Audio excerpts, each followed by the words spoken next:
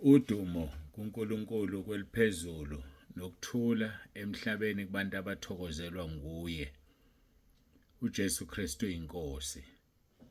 Yakubingelela ubaba uNsibande Ndlalifa izulu. Siyambonga uNkulunkulu wethu kakhulu, siyamdumisa ngoba usigcinile saze salibona usuku lwanamhlanje. uNkulunkulu wethu uluthando. uNkulunkulu wethu unesihawu nomusa. Bekungaba kuhle na usondele kulesi sihlalo somusa. Siyambonga ke kakhulu. Kukhona engithanda ukuthi ngikugcizelele lapha ekhaya lezwi. Ngikhulumile izolo ngabantu abayeka treatment engashongo udokotela owathi bayagula bese beyayiyeka. Hayi bazalwane, singaliphoxa ivangeli. Ngifuna ke ukudlula ke lapho manje kubantu esibalethe ekhaya lezwi. Ngiyafisa sigade ukuthi inamba sibhala ngendlela efanele. Ungayibhali inamba ibe wrong. Ibhale njengoba ekuthumelela umnikazi wayo. Noma umcele yena ayithumele kuwe bese wena usuyayidlulisa. Kodwa nje asizame bazalwane ngoba uma inamba uyibhedile kukabili kungenzeka kube inamba yomunye kaWhatsApp sengifaka umuntu o-wrong, noma kungenzeka kube inamba yomuntu ongenaye WhatsApp abese engakwazi ukungena. Ngakho ke ngiyacela bazalwane siqaphele. Okunye ke futhi nginenkinga la kubantu abanikelayo, kubantu abangeniswa kweshumi e-accountini yebandla. Nginenkinga enkulu. Njalo ekseni, mhlamba nginibeke esithombeni, njalo ekseni ngifike ngifaka abantu njengovuka ngo-3 nje kuquiet ngoba kunzima bufaka umuntu khona obhalayo khona wenza ukuthi sonisalele. Ngifaka abantu kuquiet. Ngiyafisa ukusebenzisa lokho. Mangiqeda ukufaka abantu bese ngibheka abaphumile, ngibarekhode ngendlela yami ukuthi baphumile. Uma bengebaningi bese ngazisa ababafakile ukuthi obani nobani sebephumile. Uma bebaningi anginazisi, ngiyaniyeka. Mangiqeda lapho sengiya e-accountini yasebhenki ngiyobheka abantu abanikelile bangeniswa kweshumi. Nansi inkinga enginayo. Umuntu mayicela i-account number ngeke ngimtshele ibhala igama lakho nesibongo, ngimbhalele futhi. Kuhambe umuntu angabe safuna ukubhala igama lakhe nesibongo. Angazi kwenziwa yini. Kunginika inkinga mina ngoba manje uma ngibona angazi ukuthi ubani. Khona abavele babhala i-initial.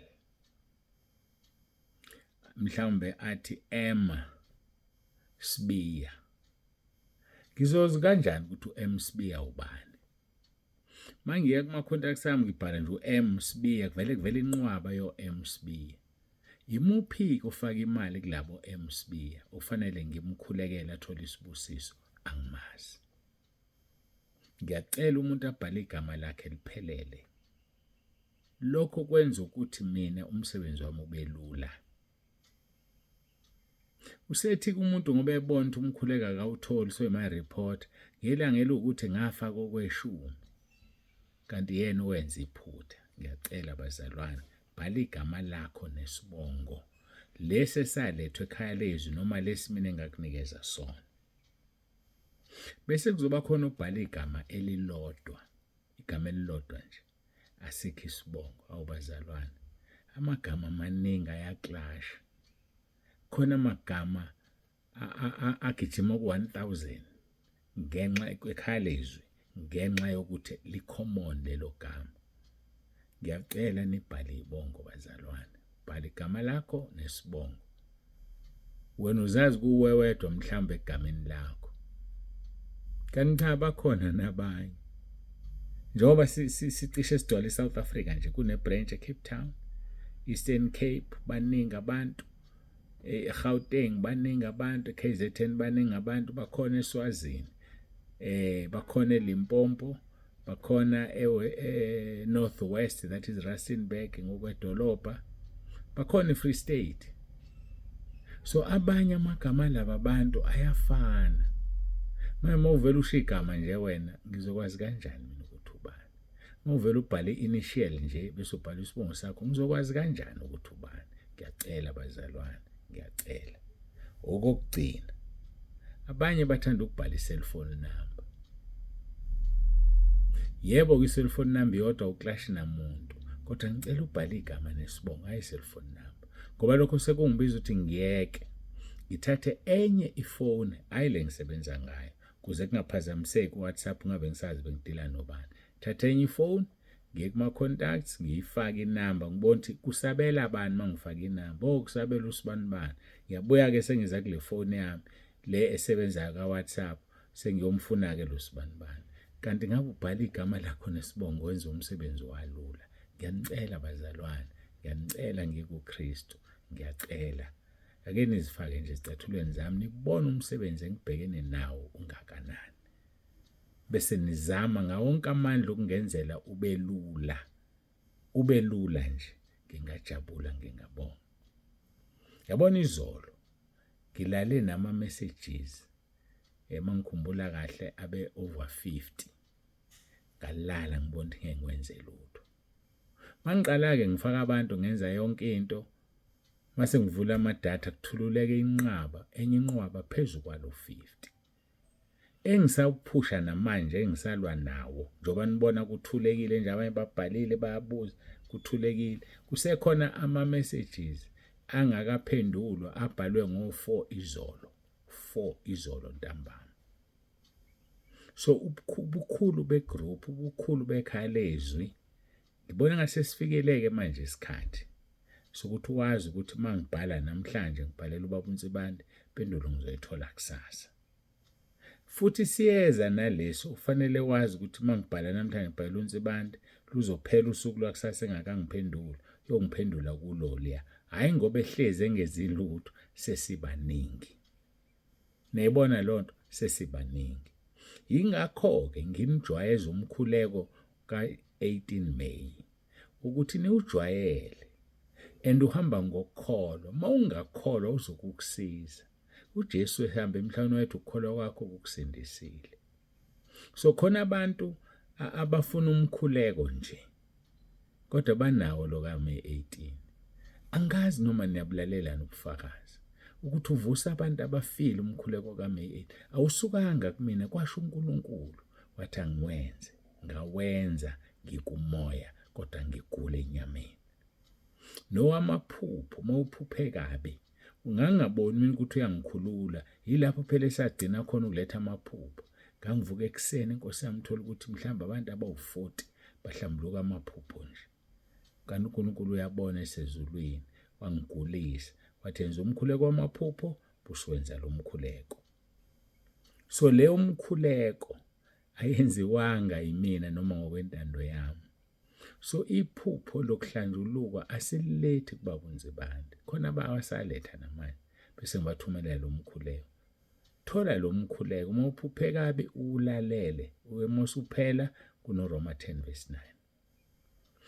Lo ka-May 18 esiubiza kanjalo uyikho konke.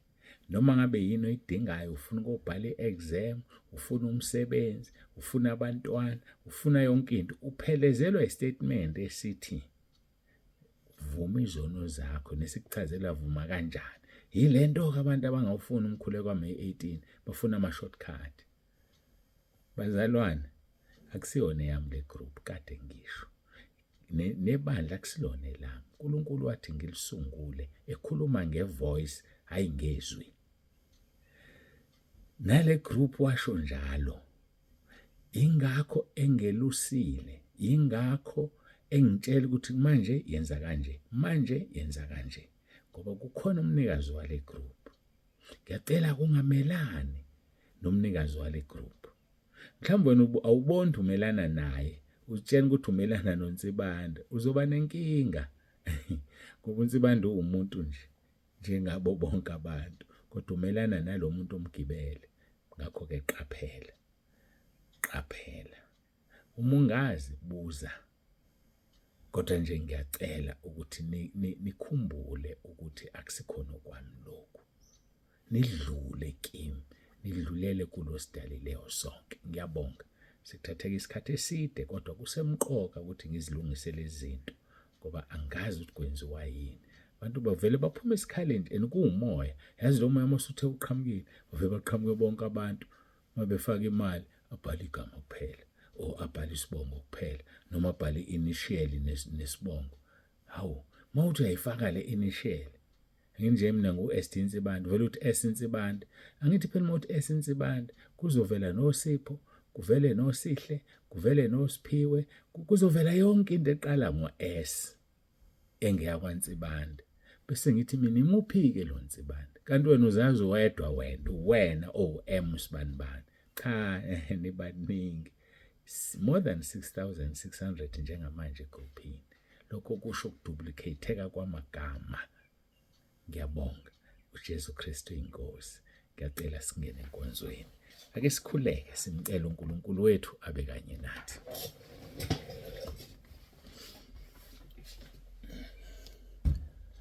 Baba, egameni likaJesu ophilayo, uNkulunkulu wethu onomusa, ngiyacela ube kanye nathi kule nkonzo. Siyabonga ngese sikuzwile.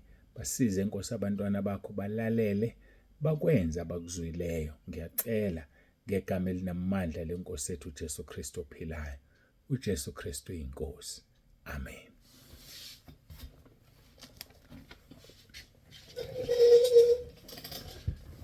Siyambonga uNkulunkulu wethu. Ake siqhubekeni sikhuluma ngobunye kuKristu.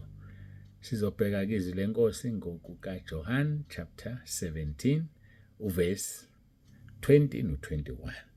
Angiceleli laba bodwa, kusho uJesu ekhuluma noBaba wakhe. Angiceleli laba bodwa, kepha nalabo abakholwa yimi ngezwi labo, ukuba bonke babe munye njengalokhu wena Baba ukimi nami ngikuwe, kuba nabo babe kuthina, ukuze izwe likholwe ukuthi wena ungithumile. Bazalwane, ake sibe munye uze izwe likholwe ukuthi uJesu uthunyiwe. Izwe alikholwa ukuthi uJesu uthunyiwe ngoba sinjani? Asimunye. Alright, besikhuluma ke la ngekhundla. Sikhulumile ngazo aseKorinte bokuqala chapter 12 verse 28 ngaya kuEfesu chapter 4 verse 11. Kunombuzo oqhamukile engibona ukuthi kuhle siu-address, kodwa ake ngiphinde ngifunde.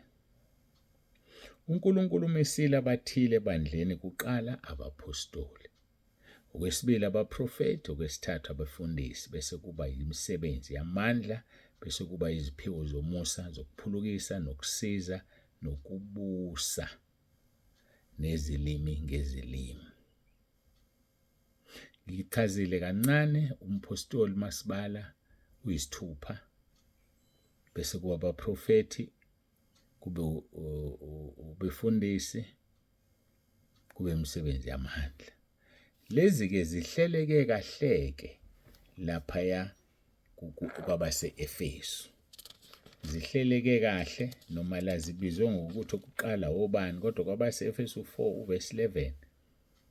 Mhlawumbe ngiqale verse 3, owehlayo nguyena owenyukela futhi ngaphezu kwamazulu onke ukuze agcwalise konke. Verse 11, nguyena futhi owanika abanye ukuba babe ngabapostoli, abanye abaprofeti, abanye abavangeli, abanye abelusi, abanye abefundisi, teachers, ukuze abangcwele baphelelisele umsebenzi wokukhonza, kwakhiwe umzimba kaKristu, size sifinyelele sonke ebunyeni bokukholwa nasekwazini indodana kaNkulunkulu, ebudodeni obupheleleyo, esilinganisweni sobukhulu sokugcwala kukaKristu.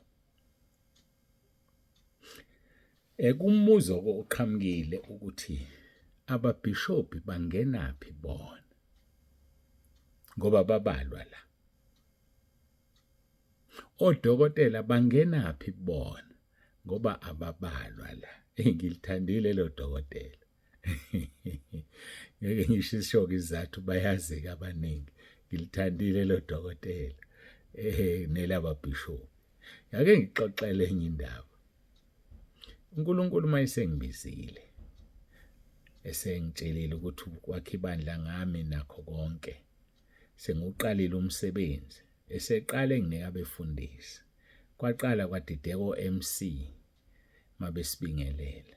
Ngibingelela ubaba umfundisi uNtsibande. Bese bethu kungingiza. Baswela ukuthi bazokwesithini futhi sebezobabala-ke nabanye abefundisi. Ngase ngiyabona nansi lento eshodayo. Ngase ngiyaguqa ngathanga ngoba bengiyakuthanda ukuthandaza. Ngathi Nkosi, ngicela ungitshele ukuthi kufanele abazalwane bangibize ngokuthini. Ngoba njengamanje singabefundisi sibaningi kodwa bayafisa laba abaphatha inhlelo ukuhlukanisa. Ngakho Nkosi ufisa ngibizwe ngokuthini. Ekuceleni kwami ngaphinde ngathi ngiyacela Nkosi ngingabe umbhishophi. Ngiyacela nje ngingabe umbhishophi. Ngangingazi-ke nokuthi ubhishophi buyini bunjani. Kodwa nje angikaze ngithanda ukuba umbhishophi. Mina-ke ngangicabanga ukuthi umbhishophi omkhulu kakhulu osatshwayo umbhishophi. Ngiphakathi mase kuthiwa i-archbishop. Hey, ngangibona ngubani mina? Ngibizwe ngebhishophi? Hayi ngeke. Ngathi Nkosi ngicela ukwazi ukuthi ngifanele ngibizwe ngokuthini kodwa ngiyacela ungangenzi ibhishophi. Ngingazi-ke. Kwaba nama-confirmations awu-2. Khona omunye umama wayenezambulo oweza-ke wathi baba uNtsibande uthi uNkulunkulu angikutshela ukuthi wena ungumpostoli wakhe. Ungabonga ngathobeka. Kwadlula mhlawumbe unyaka neminyaka emibili kwafika omunye umzalwane wathi uNkulunkulu ukhulumile nami. Wathamba unika umpostoli uNtsibande ukuthi nokuthi. Wayesethena baba uyaziwe ezulwini wena ukuthi umpostoli. Kwangithuki kwakuyi-confirmation. So kungabizwa kanjalo ukuthi umpostoli. Angizange ngizethe mina. Angizange ngizisukele ngithi sengumpostoli. Ngiyethemba kezwakala. Ukuze-ke kuzwakale kahle. Ake sibuyele kuverse 7 kaEfesu chapter 4. Verse 7 kaEfesu chapter 4. Uthini uverse 7? Kepha yilo naloyo kithina uphi umusa ngokwesilinganiso sesipho sikaKristu. Verse 8. Ngalokho uthi esenyukele phezulu wathumba abathunjiweyo wapha abantu izipho. Kepha lokhu ukuthi wenyuka kuthini uma ngesikho ukuthi wake wehlela ezindaweni zomhlaba eziphansi na? Owehlayo nguyena owenyukela futhi ngaphezulu kwamazulu onke ukuze agcwalise konke. Nguyena futhi owanika abanye ukuba babe ngabapostoli, abanye abaprofeti, abanye abavangeli, abanye abelusi, abanye abefundisi. So ngabe amagama lezi ikhundla esezibalwe la sizinikwe uJesu ngomoya wakhe oyingcwele. Iziphiwo zikamoya lezi ikhundla ezibalwe la. Angethemba niyangizwa bazalwane. Iziphiwo zikamoya lezi ezibalwe la. Akabaliwe udokotela la. Alibaliwe ibhishophi la. Sikhuluma nge-fivefold ministry esayinikezwa umoya ongcwele. Fivefold ministry ecaca kahleke kwabase-Efesu. Kwabase-Efesu chapter 11 ukuthi uyena owanikeza abanye baba ngabapostoli, abanye abaprofeti, abanye abavangeli, abanye abelusi, nabanye abefundisi. Mhlambe ngizobe ngichaze ngoba uNkulunkulu engivumela ukuthi ngamunye wenzani. Kodwa ngijahe kuphi kuba bishophi, ngijahe kuphi kodokotela. Ake sibheke-ke izwi lenkosi kuThithu, Titus chapter 5 chapter 1 ngiyaxolisa. UTitus akanama chapter amaningi kanje. Chapter 1 sofunda uverse 5 sigcine ku7. Ngakushiya eCrete, uPaul obhalayo ubhalela uThithu. Ngakushiya eCrete ngenxa yalokhu kuba uhlelo kusaseleyo umisa amalungu emzini wonke njengokuba ngakuyala. Uma kukhona ongasoleki indoda emfazi munye enabantwana abakholwayo abangenakusolwa ngokushinga nabangalaleliyo. Verse 7. Ngokuba umboniso umele ukuba abe ngongasolekiyo njengomphathimuzi kaNkulunkulu, ongaziqhenyi, ongesisi isififane, ongesisi isiphuzi, ongesisi isilwi, ongesiye ohahela inzuzo embi. Verse 8. Kepha ophatha kahle izihambi, othanda okuhle, okuqondileyo, olungileyo, ongcwele, ozithibayo, obambelele ezwini elithembekileyo ngokwesifundiso, aze abe nakho nokuyala ngesifundiso esiphilileyo nokwahlula abaphikayo. Ake ngime la. Uthi umpostoli Pawulu, isihloko sithi uPawulu ukhumbuza uThithu ngomsebenzi eKrete wokuhlela amabandla nokulwa nabefundisi bamanga. So uyamtshela ukuthi ngakushiya ukuthi wena hlela lokho kusaseleyo. Yini okusasele? Beka amalunga, those are elders. Uphinde ukhethe umbonisi. Uyamchaza umbonisi kufanele umuntu onjani. Uma uthatha iBhayibheli lesingisi, umbonisi is a bishop. Bishop, umbonisi. Ake ngithathe-ke iNew King James Version. Sibuke from verse 5 to verse 7. For this reason I left you in Crete, that you should set in order the things that are lacking, and appoint elders in every city as I commanded you. Appoint elders. So ama-elder akulona ubizo. Ama-elder ayakhethwa ngabantu. Ama-elder aya-appointwa. Aka-appointwa umpostoli. Aka-appointwa umprofeti. Aka-appointwa umvangeli. Njengoba sebe-appointwa nje manje, angazi kanjani. Aka-appointwa upastor, umelusi webandla, kanye nomfundisi, uthisha, iziphiwo zikamoya, fivefold ministry. But ama-elders aya-appointwa. Verse 6. If a man is blameless, the husband of one wife, having faithful children, not accused of dissipation or insubordination. Verse 7. Nanto igama lombishop. For a bishop must be blameless as a steward of God, not self-willed, not quick-tempered, not given to wine, not violent, not greedy for money. So umbishop uya-appointwa. uTitus waye umpostoli phansi kukaPawulu, njengoTimotheo waye umpostoli phansi kaPawulu. So-ke uyatshelwa uTitus ukuthi a-appointe ama-elders namabhishophi. Ibhishophi liya-appointwa, liyabekwa abantu. Yikho libuye ligudluke nje ibhishophi. Mangaphazami nje, ibhishophi elikhulu elile lamaRoma liyabekwa ngendlela ethize abakusebenza ngayo.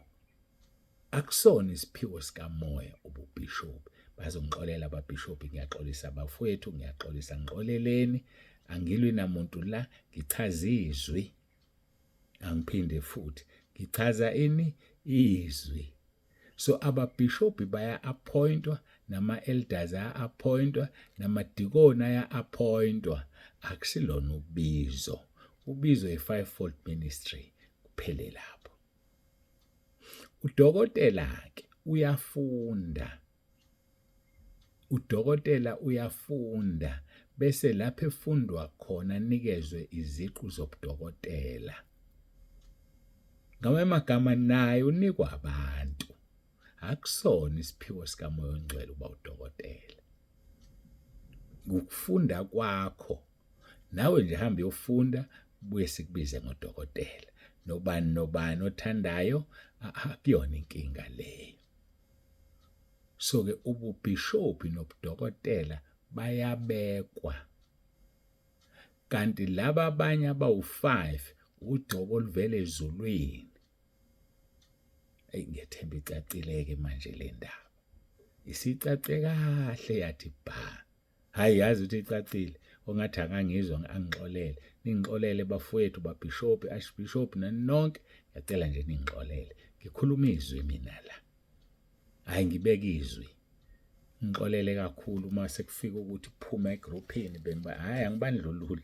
ngivule izwi mina, ngivuleleke wena elithi umbhishobhi ubunikwa uNkulunkulu buqhamuke ezulwini. Yebo, singakuvuma ukuthi ubunikwa uNkulunkulu ngezathu sokuthi ngisho nohulumeni usho njalo abaseRoma ukuthi uhulumeni obusayo amandla wanikwa uNkulunkulu, siyakuvuma lokho. Kodwa abakunikwa umoya, isiphiwo sikamoya ile fivefold ministry. Lize lisho laphaya kumaHebheru. Ngazi uma ngizosheshe ngilithole leli kumaHebheru. Ngijwayele ukulisebenzisa uma ngigcoba abefundisi. Ake sikhulume ngompostoli. UmaHebheru 3. Uyazi ukuthi uJesu wayengumpostoli. Uthi uHebheru 3. Ngakho-ke bazalwane abangcwele, Hebrew chapter 3 verse 1. Ngakho-ke bazalwane abangcwele enihlanganyela ukubizwa kwasezulwini, qaphelani umpostoli nompristi omkhulu wesivumo sethu uJesu. UJesu wayengumpostoli. Mhlawumbe ufuna-ke silichaze futhi leli gama lompostoli kusho ukuthini, kodwa ngenxa yesikhathi ngeke ngisaya lapho manje. Bese ufunda amaHebheru chapter 5, siqala kuverse 4.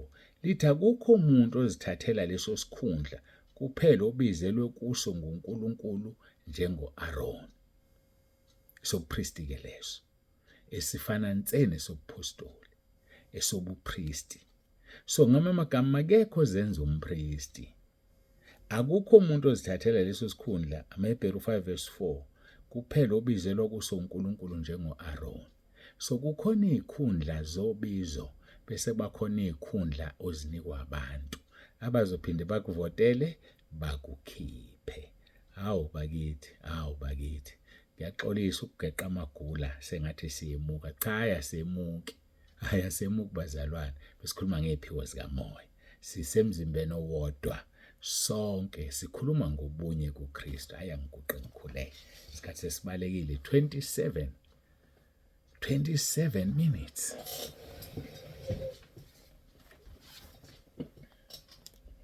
Baba, egameni likaJesu siyabonga, udumo lonke silinikeza wena.